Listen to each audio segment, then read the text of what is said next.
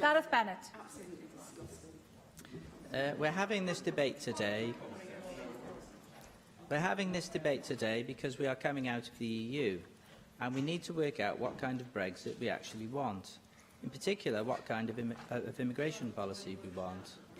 Our motion talks about a firm but fair system of immigration. It notes the Bank of England's paper on the impact of immigration on wages, and it looks at the issue of balancing immigration and emigration as a medium-term aim. There are many amendments to our motion which have come from the other parties, and my colleague David Rowlands has just looked at the Conservative ones.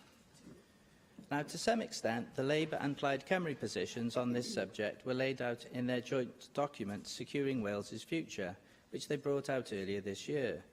So we can look to that for some detail of the immigration policies that they propose, which are also reflected in their amendments today. Some of the points raised in their joint paper are quite interesting in themselves. For instance, the document states that an additional 100,000 construction workers are estimated to be needed in the UK by 2020. I note that there are lots of unemployed young people in the former industrial areas of Wales.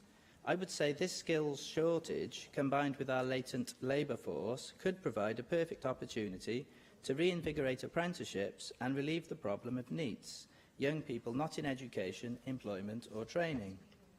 It could, in other words, be an opportunity rather than a problem.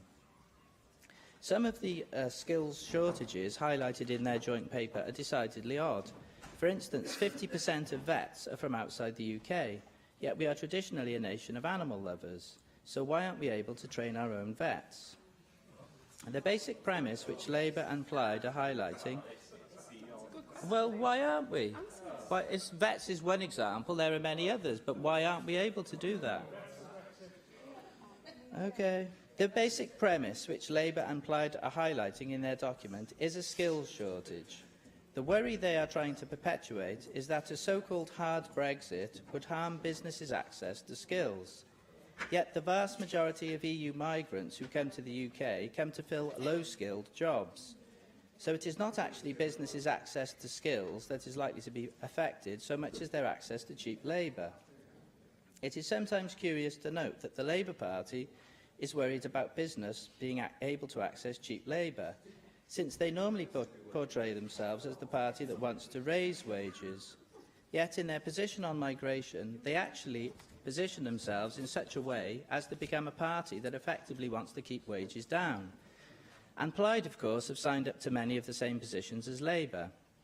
There is an argument advanced by Labour and Plaid in their document that, post-Brexit, we should not have the same freedom of movement of workers that we have now, but we should have a different system. And this will be related to jobs or offers of jobs, as the First Minister has explained to us in the Chamber.